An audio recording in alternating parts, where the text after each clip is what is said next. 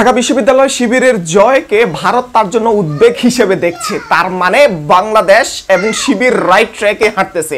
একে ফজলুল হক বলছিলেন একটা কথা, যখন দেখবেন দিল্লি আমার প্রশংসা করছে তার মানে আমি আমার দেশের বিরুদ্ধে কাজ করছি, আর যখন দেখবেন দিল্লি আমার বিরুদ্ধাচরণ করতেছে, আমার শত্রু হয়ে কাজ করতেছে, তখন মনে রাখবেন আমি আমার দেশের জন্য কাজ করতেছি। সেম কথাটা ভারত যখন ডাকসুতে শিবিরের জয় ভারতের জন্য উদ্বেগজনক, শশী থারুর অর্থাৎ তিনি কংগ্রেসের একজন গুরুত্বপূর্ণ নেতা, সেই নেতা তার এক্সের একটা পোস্টে বলতেছেন যে ভারতীয়রা মনে করতেছে যে এই বিষয়টা, এই জিনিসটা হয়তো বা স্বাভাবিক, যে বাংলাদেশের একটা বিশ্ববিদ্যালয় নির্বাচন হয়েছে সেটা কোনো সমস্যা নাই, এটা স্বাভাবিকভাবে হতেই পারে। কিন্তু শশী থারুর বুঝতে পারতেছেন যে যেভাবে মানুষ আওয়ামী লীগ এবং বিএনপি প্রধান দুইটা দলকে বয়কট করে জামাত এবং শিবিরের দিকে ঝুঁকতেছে, জামাত এবং শিবির যে দেশপ্রেমিক সেই বিষয়টা তারা কিন্তু খুব ভালোভাবে অনুধাবন করতে পারতেছে। এবং শশী থারুর এই কথাটা উল্লেখ করে দিয়েছেন যে আওয়ামী লীগ এবং বিএনপি দেশের মানুষ তাদের উপর বিরক্ত, কেন তারা দুর্নীতিবাজ, লুটতরাজ, তারা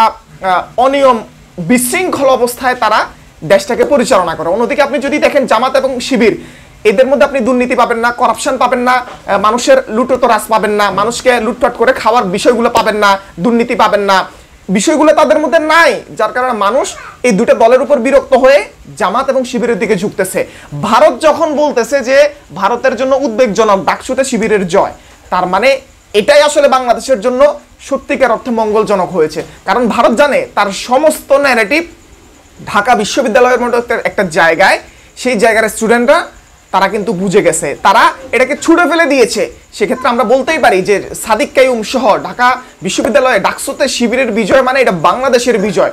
ভারত এখানে হেরে গিয়েছে। ভারত চেষ্টা করেছিল বিএনপির মাধ্যমে, বিএনপির ছাত্রদল সহ আরও যে অঙ্গ সংগঠন আছে তাদের মাধ্যমে তাদের ন্যারেটিভ এবং তাদের যে লুটে পুটে খাওয়ার যে বন্দোবস্ত বাংলাদেশকে নিয়ে, সেই বন্দোবস্ত টিকায় রাখার খুব চেষ্টা করেছিল। আগামী তো ইনশাল্লাহ জাবি, তারপরে জাকসু, রাকসু, খাকসু সহ আরও যেসব বিশ্ববিদ্যালয় আছে, আপনাদের শিবিরের বিজয়কে আপনাদেরকে ত্বরান্বিত করা লাগবে। এটাই আমাদের দেশপ্রেম, এটাই আমাদের দেশ রক্ষার লড়াই। কারণ এরা যদি জিতে যায়, এরা ভারতের আগ্রাসনকে ঠেকাই দিবে। আবরার পাহাদের কথা মনে আছে না?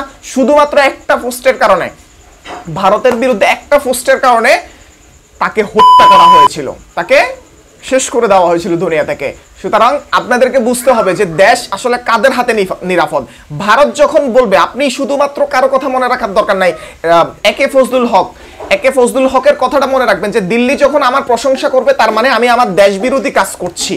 দিল্লি যখন আপনার প্রশংসা করবে তখন আপনি বাংলাদেশ বিরোধী কাজ করতেছেন। আর দিল্লি যখন আপনার শত্রু তার মানে আপনি আপনার দেশের জন্য কাজ করতেছেন, দেশের মানুষের জন্য কাজ করতেছেন। সুতরাং ভারত যেখানে উদ্বেগজনক, ভারত যেখানে উদ্বেগ প্রকাশ করতেছে, সেখানে বাংলাদেশ রাইট ট্র্যাকে হাঁটতেছে এবং এভাবেই হাঁটা লাগবে আমার দেশকে উন্নতির দিকে নিয়ে যাওয়ার জন্য। আমার দেশের মানুষের অধিকার আদায়ের জন্য আমাদেরকে এই পথেই হাঁটতে হবে। ভিন্ন পথে যদি আমাদের রাইট ট্র্যাক হয়, ভিন্ন পথে যদি আমাদের ট্র্যাক চলে যায়, তাহলে আমরা আবারও পথ হারাবে বাংলাদেশ।